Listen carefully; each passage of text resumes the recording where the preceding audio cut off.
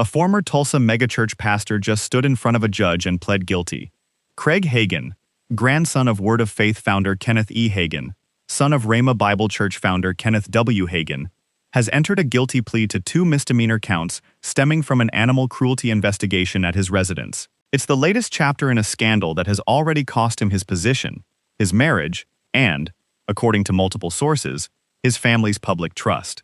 Today we're breaking down the court filing, the statement from the Tulsa County DA's office, the timeline of allegations that led here, and a new legal battle now unfolding between Craig Hagin's associates and the independent journalists covering this story.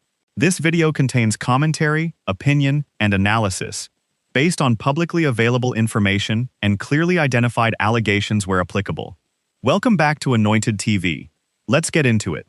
Let's start with what actually happened in court. According to a statement from Tulsa County District Attorney Steve Kunzweiler's office, Craig Hagin has pled guilty to 2 misdemeanor counts of disturbing the peace, tied to improperly using his residence as a kennel. As part of the plea, Hagin will pay financial penalties and is required to complete something called the BARC program, the Benchmark Animal Rehabilitation Curriculum. Kunzweiler himself released a statement to the media, and it's worth reading in full because of how carefully he frames it. He said he has long fought for a separate version of Oklahoma's animal cruelty law, one that would address cases like this one, where cruelty and malicious intent were not present, but where elements of neglect were present. He went on to say he's grateful to Tulsa's animal welfare community for investigating cases like this, and that, in his words, the ramifications for Pastor Hagin have been significant. He called it a mutually acceptable disposition, which fairly addressed the facts which existed that evening when law enforcement was summoned to his residence. So to be clear on what this is and isn't, this is a misdemeanor disposition, not a felony animal cruelty conviction. The DA's own language draws a distinction between neglect and malicious cruelty. That distinction matters, and we want to be fair about it. But for a man who just months ago was chief operating officer of one of the largest charismatic ministries in America, a criminal plea of any kind, over an incident serious enough that police were called to his home, is a significant fall. Let's rewind to June, because that's where this story really starts for most of our viewers. Rhema Bible Church announced it had removed Craig Hagin as chief operating officer and pastor, saying his conduct was inconsistent with the standards expected of ministry leadership. Rhema sits on a 110-acre campus in Broken Arrow, Oklahoma, with weekly attendance in the thousands, and it operates Rhema Bible College. Nearly 2,000 students carrying forward the legacy of the Name It and Claim It movement Kenneth E. Hagin helped build. The church's initial statement gave no specifics, but in follow-up remarks to the congregation, Kenneth W. Hagin and his wife Lynette went further. They admitted this wasn't the first time serious concerns had been raised about their son. They said they'd confronted him directly, and that he denied everything. They said they believed him. It wasn't until they say they were shown what they called undeniable evidence that they made the decision to terminate him. Their words to the congregation: "He hid this from us. He was living a double life." That's the church's version. Craig's estranged wife, Mia Hagin, tells a very different story, and she's told it on the record, filing for divorce and citing adultery in her petition.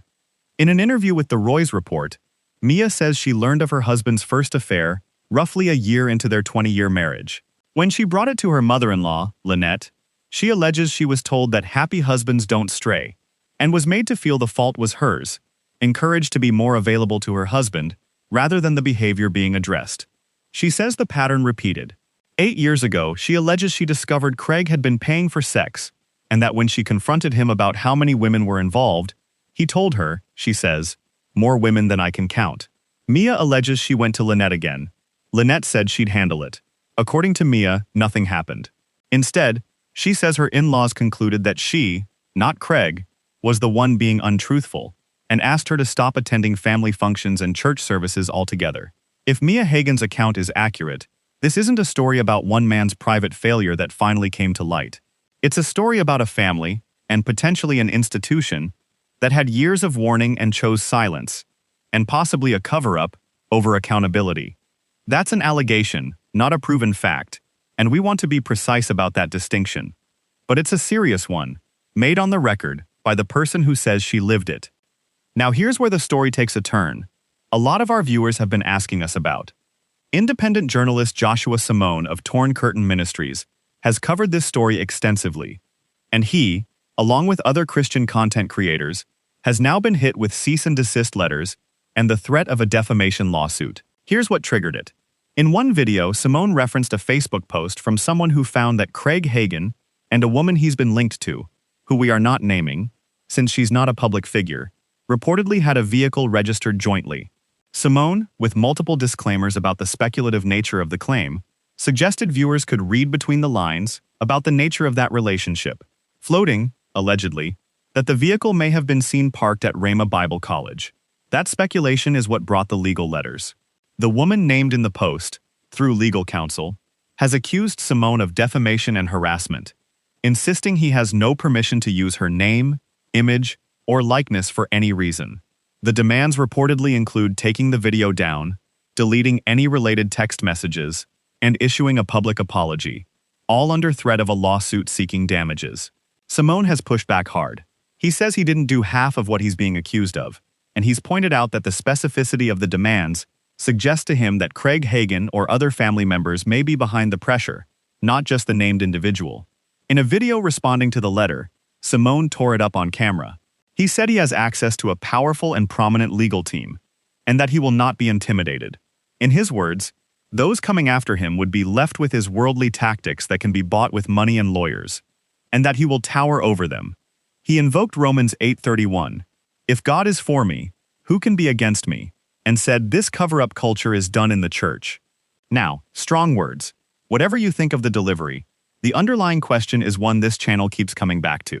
When independent journalists and content creators report on ministry misconduct, is legal pressure being used to correct the record, or to silence the record? Here's where we land on this one. A misdemeanor plea over an animal welfare case is, on its face, a relatively narrow legal matter, and the DA's office was careful to draw a line between neglect and malicious cruelty. We should be careful too. But that plea doesn't exist in isolation. It's landing in the middle of a much bigger story. A removal from ministry leadership, a divorce filing citing adultery, a wife's on-the-record allegations of a decade of cover-up, and now, legal threats aimed at the journalists reporting on all of it. We'll continue to follow this story as it develops, including any further court proceedings and the outcome of the legal threats against independent Christian media.